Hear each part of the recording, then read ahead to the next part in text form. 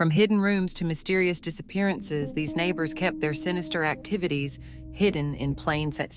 8 families share their terrifying discoveries that shattered their suburban peace forever.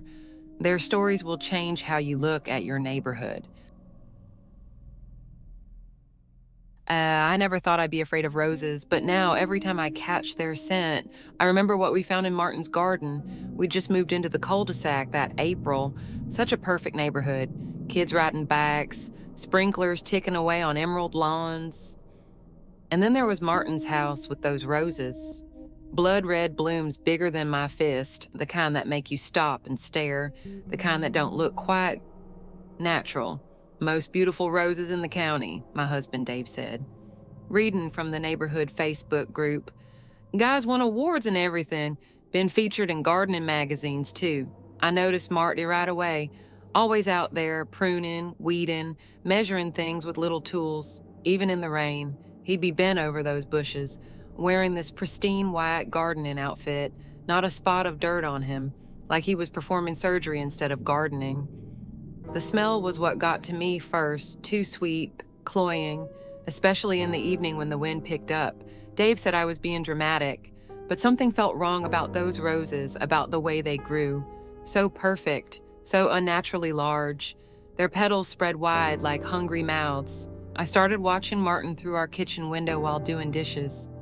The way he'd talk to those bushes, pat the soil, almost loving. But there was something else in his expression, something hungry, something that made my skin crawl. He had a routine, precise as clockwork. Every morning at 7, every evening at 6.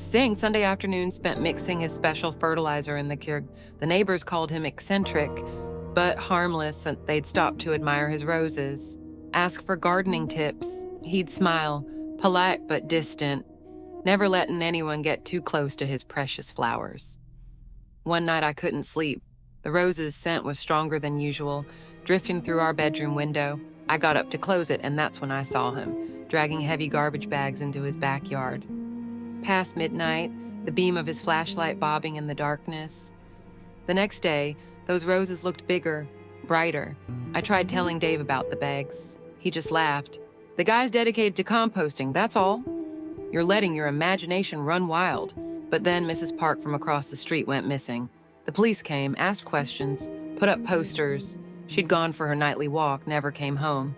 They found her phone by the sidewalk, right in front of Martin's roses. Her husband was frantic, said she never missed their morning coffee together, would never leave without telling someone.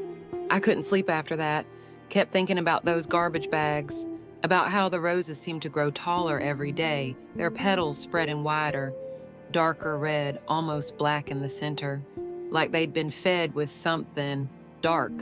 The police searched the neighborhood, interviewed everyone, but they didn't look in the garden, didn't notice how the soil seemed fresher in some spots, how the roses clustered thicker there, growing more vigorous, more vibrant. Dave finally agreed to help me look, after I showed him the photos I'd been taking, documenting the roses' unnatural growth, the midnight gardening sessions, the endless parade of garbage bags. We waited until Martin left for his weekly garden supply run. Took our shovel into his yard, started digging beneath the biggest rose bush, the one with blooms the size of dinner plates. The sweet smell was overwhelming, making my head spin. 2 feet down, we found it. A hand, perfectly preserved, the skin waxy white, long red nails still perfectly manicured. Mrs. Park's distinctive wedding ring still glinting on one finger, the gold band engraved with the date she'd shown me just weeks before. I threw up in Martin's prize roses while Dave called 911. The police found 6 more bodies buried under those prize-winning roses, each one feeding the roots, giving those blooms their unnatural size, their deep red color, as some had been there for years since before we moved in. Missing persons cases from all over the county, cold cases finally solved. They arrested Martin at the garden center. He was buying more fertilizer, more garbage bags. He was still wearing those spotless white clothes. They said he didn't resist, just smiled, that same distant smile he'd give his roses. Asked if someone would water his garden while he was gone. The roses are gone now, dug up for evidence, the yard just bare dirt. but sometimes, when the wind blows just right, I catch their scent drifting through our neighborhood. Sweet, cloying, and I think about Martin, about how he'd smile at his flowers like a proud parent. I wonder if he knew that roses can grow so big because they feed on death, that every perfect bloom was fertilized with someone's last breath, someone's final moments spent beneath those beautiful, terrible flowers. We're moving next month, away from the cul-de-sac, away from the empty yard next door. I should have known something was wrong when 3 residents moved out in the same month.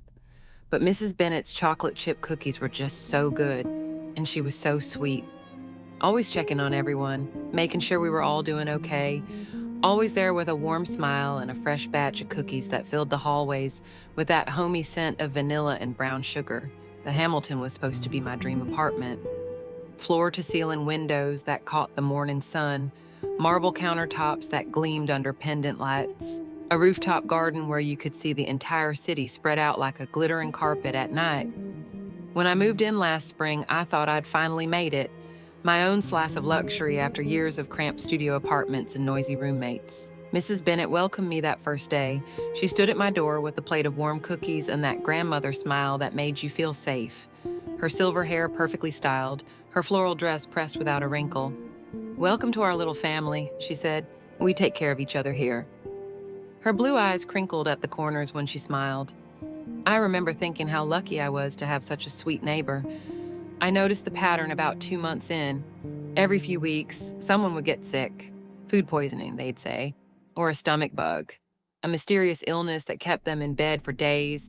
Most would recover, but some would move out suddenly. No goodbyes, no forwarding address, just empty apartments and whispered rumors in the elevators. Sarah from 4B was the first one I really knew. We'd have coffee sometimes in the lobby. Talk about work, dating, normal things. She was dating a musician, someone Mrs. Bennett said wasn't our kind of people. Then one morning, she didn't show up for our usual coffee. Her apartment was empty by afternoon. "Poor dear," Mrs. Bennett said, arranging cookies on a plate. The city life wasn't for her.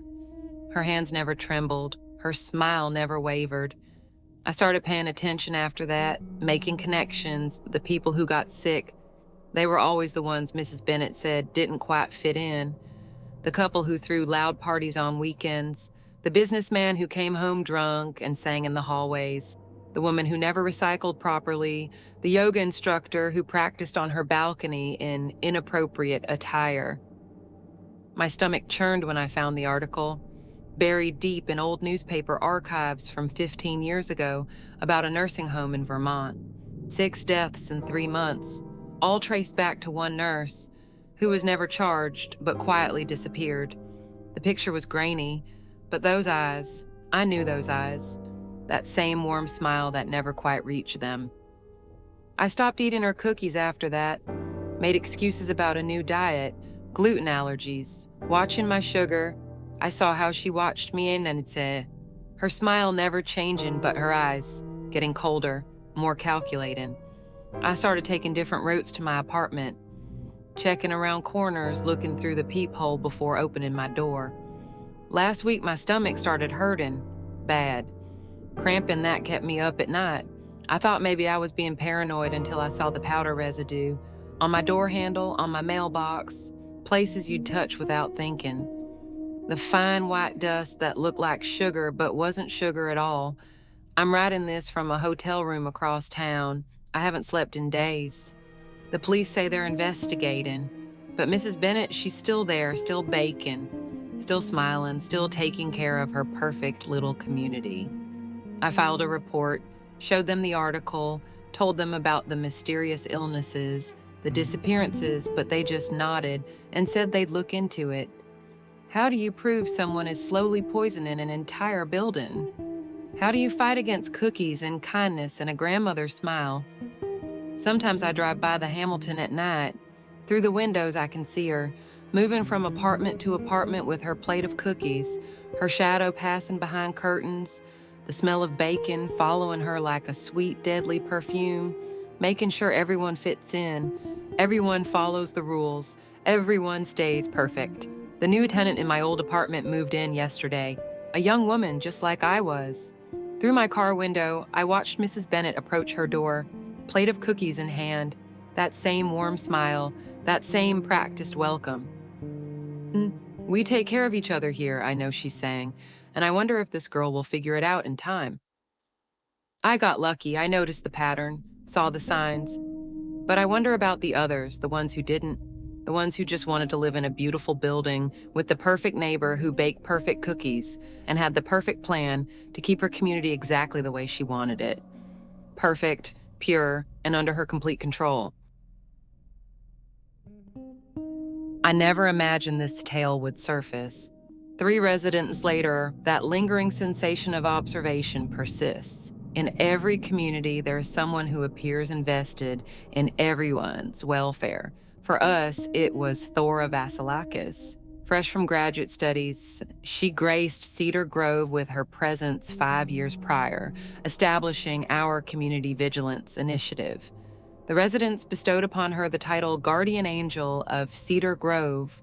The rhythms of daily life, schedules, patterns, holiday absences, all resided within her knowledge. Twice daily, she traced her path past each dwelling with her Belgian Malinois at her side, the sleek shepherd drawing admiring glances while its owner cataloged our lives. Fresh-baked offerings appeared at newcomers' doorsteps, while community gatherings manifested under her guidance. The keys to half the street's homes found refuge in her possession, a precautionary measure, she'd note, her expression radiating warmth.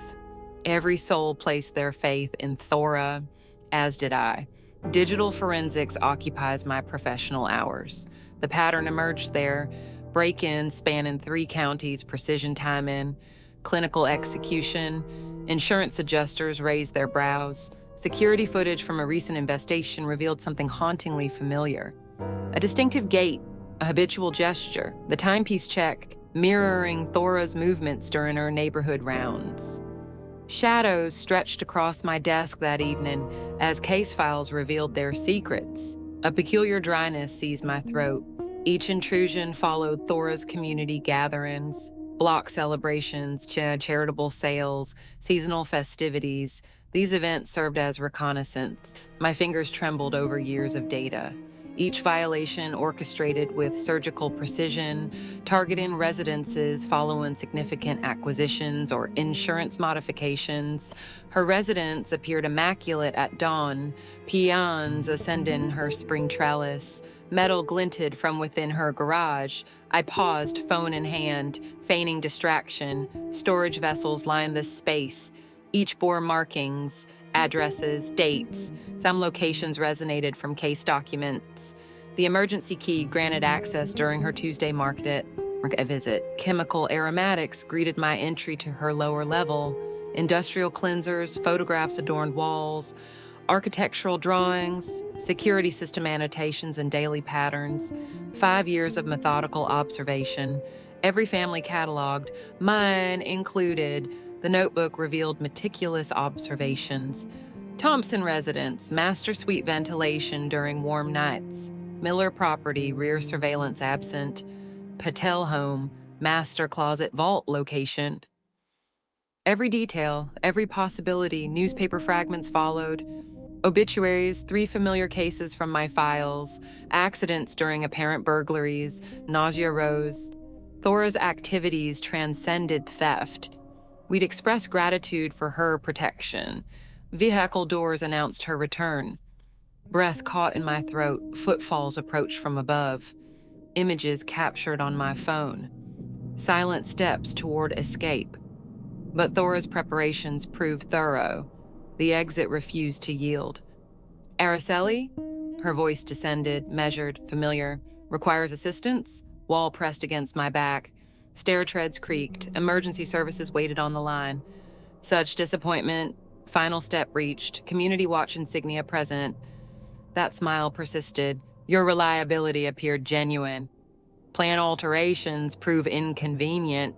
Authorities uncovered connections to 20 incidents, substantial property losses, 3 lives concluded across 5 years, each selected with precision: our guardian, our observer, our betrayer.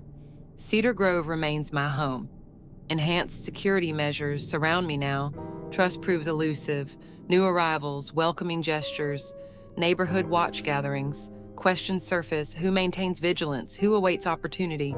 How many shadows like Thora Vasilakis exist, cultivating confidence, learning patterns, contemplating their next design? The courtroom revealed the final stroke.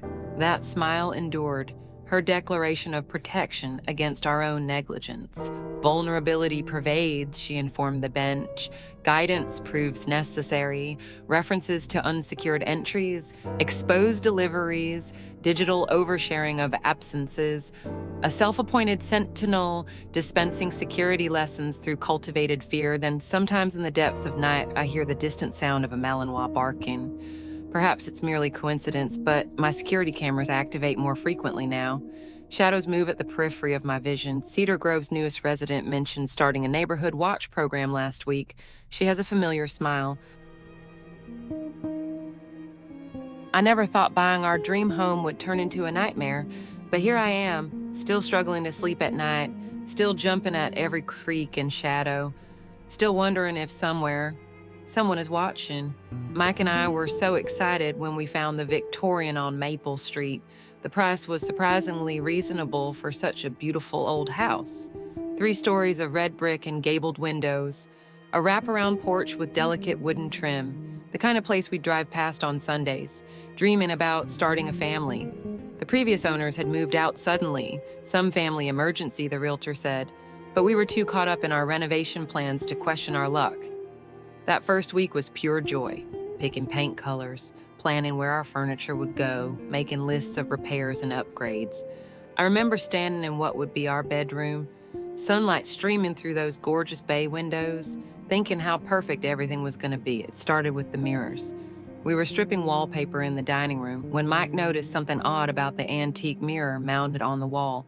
"Lauren, come look at this." His voice had that tone, the one that makes your stomach drop. The mirror wasn't just decorative. Behind it was a small opening in the wall, perfectly positioned to see into the kitchen. The edges were worn smooth, like someone had used it often.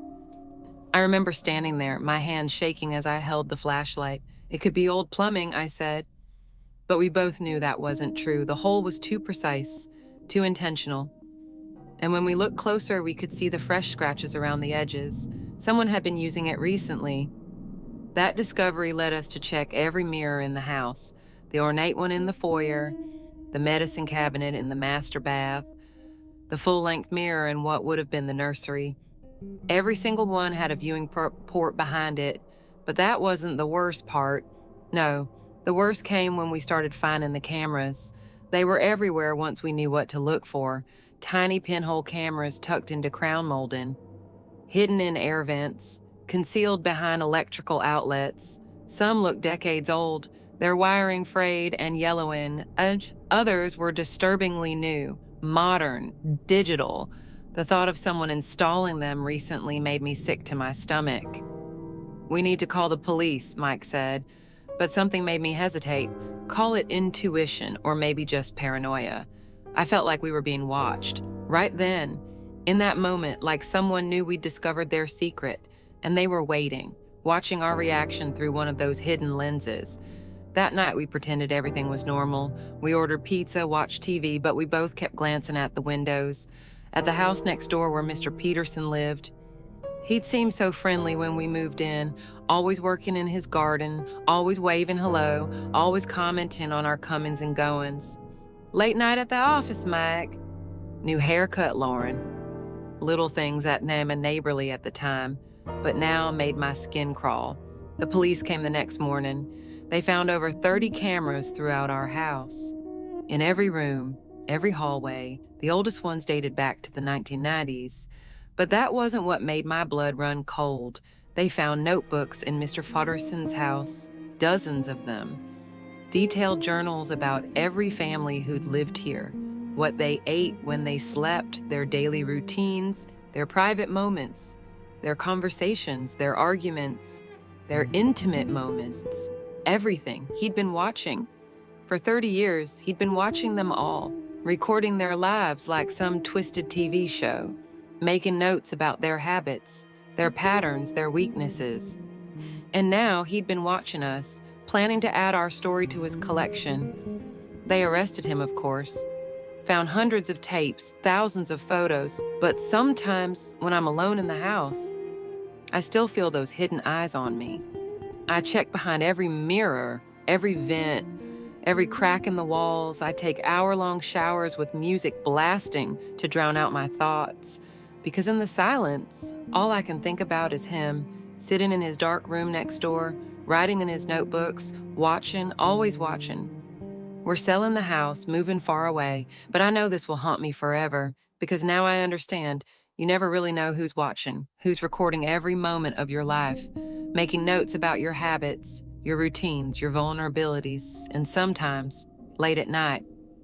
I wonder about the other families, the ones who lived here before us. Did they ever sense something was wrong? Did they feel those eyes watching in the darkness? Did they notice small things moved or changed when they weren't looking? Or did they just live their lives, never knowing they were all just characters in Mr. Peterson's private show? I still don't sleep well, but at least now I know why all those families moved away so suddenly. I never meant to discover what my husband was doing in that basement. If I hadn't dropped my wedding ring down the sink that night, I would still be living in blissful ignorance and still believing David was the saint everyone thought he was. Let me start from the beginning. I'm a nurse at Memorial Hospital. That's where I met David, brilliant trauma surgeon, community hero, everyone's favorite doctor. He had this way about him, always going above and beyond for his patients, taking cases pro bono, making house calls to check on people who couldn't afford proper follow-up care. Emma, he would say to me, everyone deserves quality health care, not just the wealthy, and I believed in him, his mission, his dedication. We got married 3 years ago, bought this beautiful Victorian house in an up-and-coming neighborhood. David converted the basement into a small clinic where he could treat patients who couldn't make it to the hospital.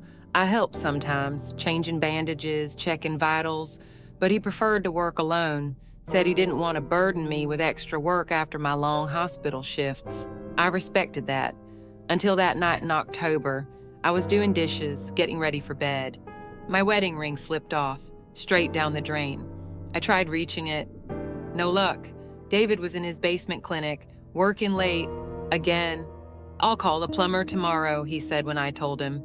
But I couldn't wait. That ring meant everything to me. I went to the garage, found some tools, started taking apart the pipe under the sink. That's when I heard it. A sound I'll never forget, coming through the walls. A muffled scream. I froze, my hand trembling on the wrench. Another scream, definitely coming from the basement. My heart pounding, I crept down the basement stairs. The clinic door was closed, locked, but through the gap underneath, I could see shadows moving. David's voice, calm and steady like always. Just a few more minutes, the anesthesia will kick in soon. A response, weak, desperate. Please let me go. My blood ran cold. This wasn't right. David never operated this late, never without proper hospital equipment, without staff. I pressed my ear to the door. The metallic clinking of surgical tools, footsteps, then David again. Your kidney will save someone's life, a mother of 3. Isn't that worth it? My hand flew to my mouth. The missing persons reports in our neighborhood, the miraculous organ matches for David's charity cases, all those successful transplants.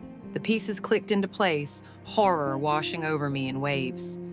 Another sound, someone crying, begging. I couldn't just stand there, I had to. The door handle turned. I had scrambled back up the stairs, nearly tripping in my panic, made it to the kitchen just as David's footsteps hit the bottom step. Emma? His voice floated up.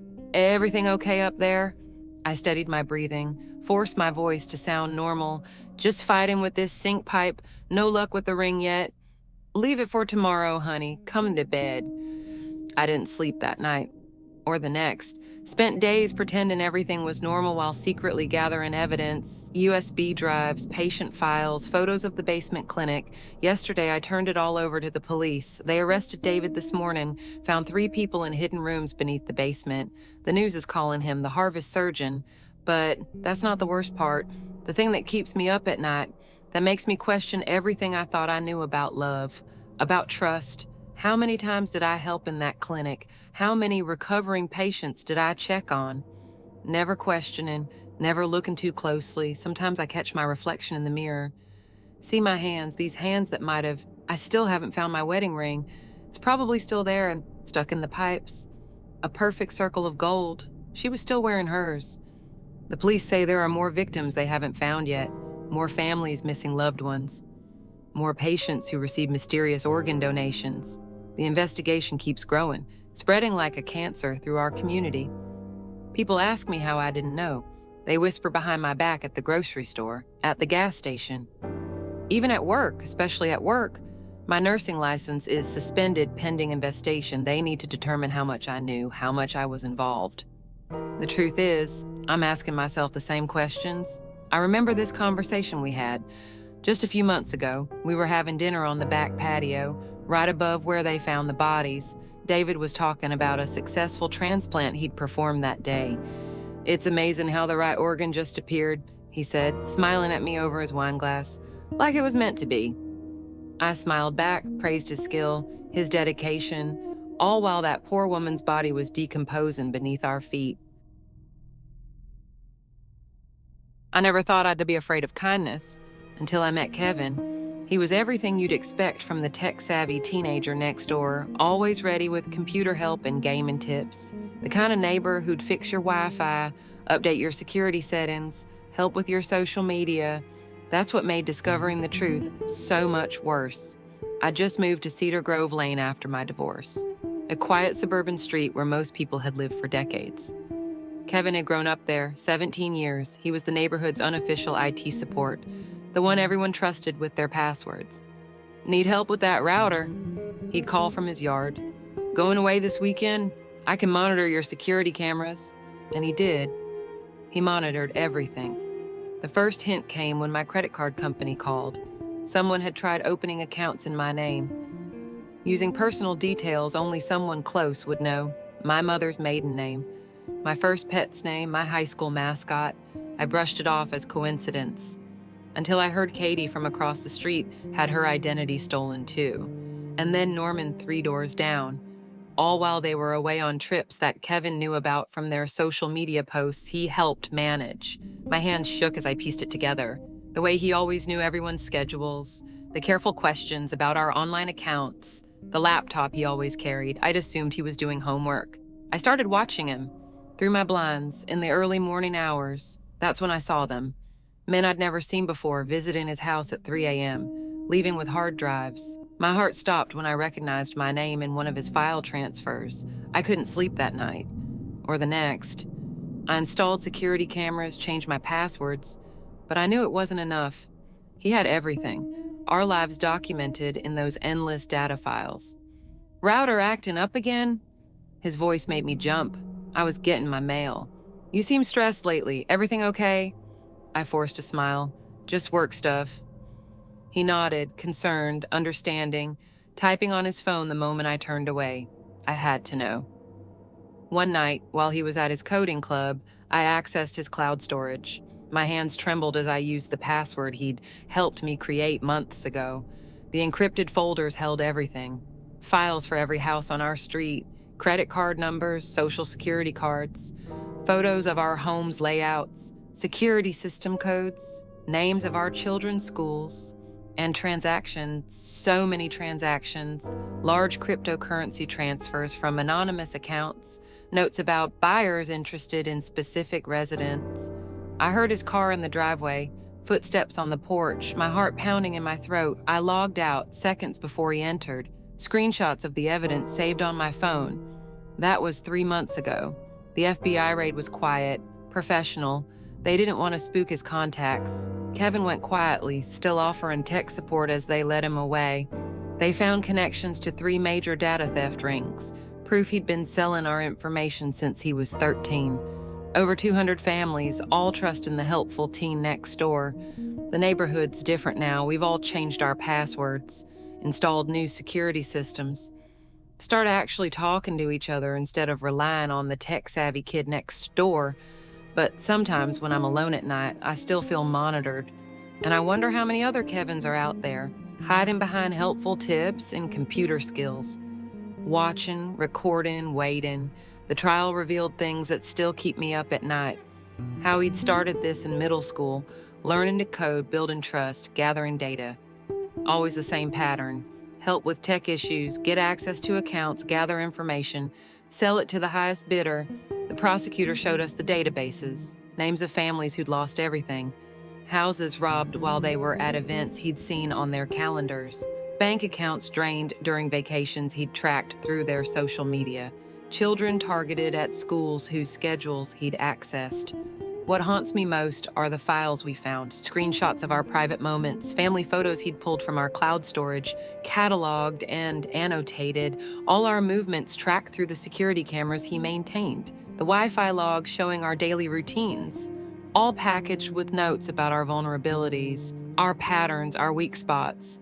They offered us victim counseling, support groups where we could talk about the betrayal. But how do you trust again after something like this? How do you explain to your kids that the nice boy who fixed their games was selling their personal data to criminals? I've moved since then to an apartment building where people hire professional IT support, where no one offers to help with your Wi-Fi or check your security settings. And sometimes when I see a young neighbor being too helpful, too tech-savvy, I want to warn them. I should have known something was wrong when Mrs. Winters asked to photograph my driver's license for the neighborhood directory. But everyone trusted her. She was just that kind of person. The type who remembered your kids' birthdays and brought soup when you were sick. Looking back now, I can see how perfectly she crafted that image. She lived on our street for 12 years, always there with her camera at block parties, birthday celebrations, graduate ceremonies.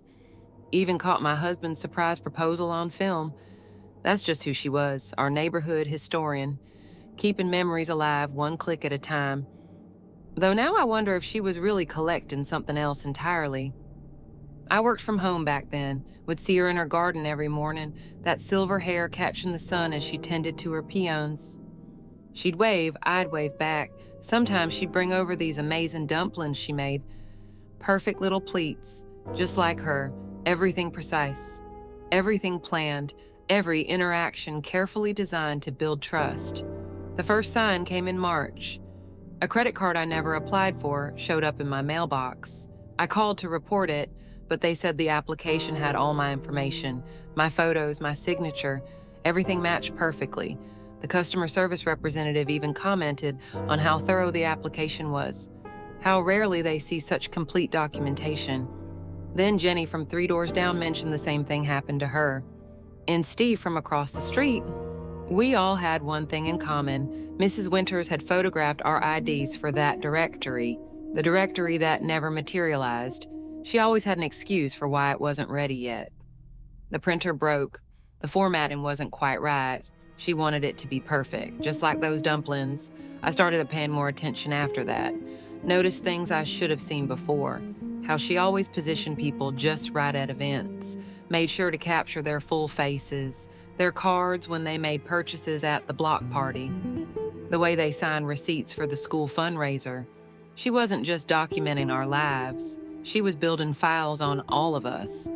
One evening I was working late, saw lights on in her basement at midnight.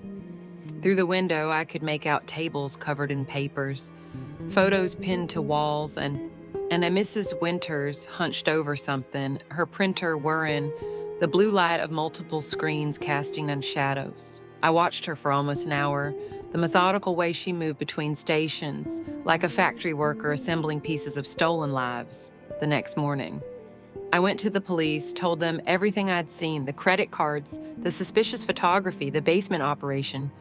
They said they'd look into it, but Mrs. Winters must have had someone watching or monitoring police channels. By the time they arrived with a warrant, she was gone. They found evidence of over 30 stolen identities in that basement. Credit cards, loans, bank accounts, all carefully crafted from years of photos and gathered information. Each victim had their own folder, complete with every detail of their lives. Birth certificates, social security numbers, medical records. She even had copies of our children's school photos. The investigation revealed she'd done this before. 3 other neighborhoods in different states. Always the same pattern: move in, become the trusted community photographer, spend years gathering information, then disappear with dozens of stolen identities. They estimated she'd stolen over $2 million over the past decade. The worst part, those dumplings she brought over, I found the receipt in her trash, from the Chinese restaurant downtown. Even that was a lie, a way to make us trust her, to make us let our guard down. She'd crumpled it up, but I smoothed it out, dated the same day she'd brought them over. Everything was manufactured, every kindness calculated. I spent weeks going through old photos after that. All those smiling faces at neighborhood events, the graduation parties, the summer barbecues, the Christmas celebrations. And I wonder, was she already planning it then? Selecting her targets, building her collection, one snapshot at a time. Did she look at our happy faces and see dollar signs? Did she watch our children grow up and only see future opportunities for fraud? The new neighbors are moving in next week. They seem nice. Asked if I'd show them around the neighborhood, share some local history, but I think I'll keep my distance this time. Some memories are better left unpreserved. Some trust is better left unearned. Every now and then I still catch myself looking at her empty house, at the pines that are slowly wilting without her care. And I wonder where she is now, what new neighborhood she's infiltrating, what new lives she's preparing to steal, because people like Mrs. Winters, they don't stop. They just get better at hiding who they really are. Malcolm Andrews defied everything people expected from a retiree. While his former colleagues at the bank predicted boredom and purposelessness would consume his golden years, they couldn't have been more wrong. They never suspected that retirement would transform him into something far more dangerous than a simple bank teller. The residents of Maple Grove Estates grew accustomed to seeing him every morning at precisely 7:30 a.m., rain or shine. He would emerge from his modest ranch-style home, always in those pristine white running shoes, always with his phone in hand. The neighbors watched him pass by their windows, day after day, a reassuring constant in their lives. To them, he was just another retiree fighting against the slow march of time, a friendly face who remembered their children's names, who stopped to admire their gardens and share weather predictions, the kind of neighbor who made their suburban community feel safe, connected, watched over, if they only knew how closely he watched. His keen eyes, trained by decades of counting money and spotting forgeries, missed nothing during these daily walks. The Martinez family's rigid schedule, the Thompsons' predictable weekend absences, the Hendersons' chronic struggles with their alarm system. Every detail carefully filed away in his methodical mind. His phone came out frequently during these walks, seemingly innocent photos of architectural details and blooming gardens. But each image carried hidden data, GPS coordinates, entry points, security weaknesses, all documented under the guise of a harmless hobby. The perfect cover for what he really collected, intelligence for his other line of work. The Wilsons' home served as their first test case. While the couple cruised the Caribbean, Malcolm's partner slipped in through the back door, using the spare key he'd watched Mrs. Wilson retrieve months earlier.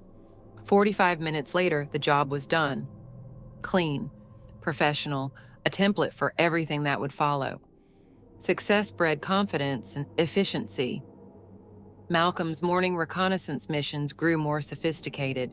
He memorized security codes by observing residents from a distance, tracked delivery patterns, noted renovation work that might affect entry points. His banker's precision transformed into a burglar's methodology. Sometimes he wondered if anyone would make the connection. Notice how break-ins seemed to follow his route changes, but they never did. They were too busy including him in their lives, inviting him to neighborhood gatherings, sharing vacation plans over coffee, trusting him with their routines and habits. The guilt faded quickly, buried under stacks of cash that dwarfed his pension. But it wasn't just about money, it was about power, control, the intoxicating thrill of orchestrating perfect crimes while maintaining his cover as the neighborhood's benign grandfather figure. His partners never questioned why his intelligence was so precise, so detailed. They didn't need to know about his decades spent studying human nature from behind a teller's window. That morning, Malcolm's attention focused on Cedar Street's newest arrivals, a young professional couple, still settling into their new home, still establishing routines, still making the small mistakes that made his job easier, like never checking their back door before leaving for work. His reflection caught his eye as he passed their front window, gray hair neatly styled, sensible clothes, warm smile permanently in place, the perfect disguise. No one would ever suspect that this unremarkable retiree was the reason their security systems failed, that their daily habits became their vulnerabilities, that their friendly neighbor was analyzing their every move. Guilt should have haunted him. But after a lifetime of following rules, of being predictable, reliable, and visible, the power was too addictive to surrender. The thrill of seeing everything while remaining unseen, of knowing his neighbor's secrets while keeping his own. So each morning he laced up those pristine running shoes, grabbed his phone, and set out to walk the familiar streets. Just another retiree staying active, staying social, staying busy, making pleasant conversation about grandchildren and garden pests. Taking innocent photos of suburban life, his neighbors never suspected that their trustworthy, friendly Malcolm was the architect of their misfortunes, and that their open friendliness made his job effortless, that the sweet old man who walked their streets every morning was actually hiding in plain sight, turning their trust into his greatest weapon. To everyone in Maple Grove Estates, Malcolm Andrews remained exactly what he appeared to be, a retired bank teller making the most of his golden years. They never imagined that behind his warm smile lay the mind of a master thief, orchestrating a crime spree that would remain unsolved. Because who would suspect the friendly neighborhood walker,